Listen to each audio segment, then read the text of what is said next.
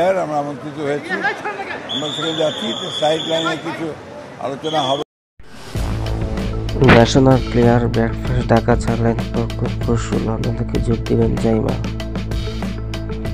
যুক্তরাষ্ট্রের national player breakfast অনুষ্ঠানে যোগ দিতে ঢাকা ছেড়েছেন বিএনপি মহাসচিব মির্জা ফখরুল ইসলাম আলমগীর ও দলটির স্থায়ী কমিটির সদস্য আমির খসরু মাহমুদ চৌধুরী।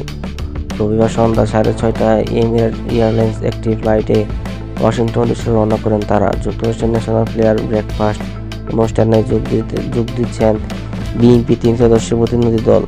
অনুষ্ঠানে বিএনপির ভারপ্রাপ্ত চেয়ারম্যান তারেক রহমানের পরিবর্তে যাচ্ছেন মেয়ে জাইমা রহমান। তিনি লন্ডন থেকে অনুষ্ঠানে যোগ দিবেন। এদিকে ঢাকা ছাড়ার আগে হযরত শাহজালাল আন্তর্জাতিক বিমানবন্দরে সাংবাদিকের সঙ্গে কথা বলেন মির্জা ফখরুল ও আমির খসরু। বিএনপি মহাসচিব সফরকালে দেশবাসীর কাছে দোয়া চেয়েছেন। আমির খসরু মাহমুদ চৌধুরী বলেন, ভারপ্রাপ্ত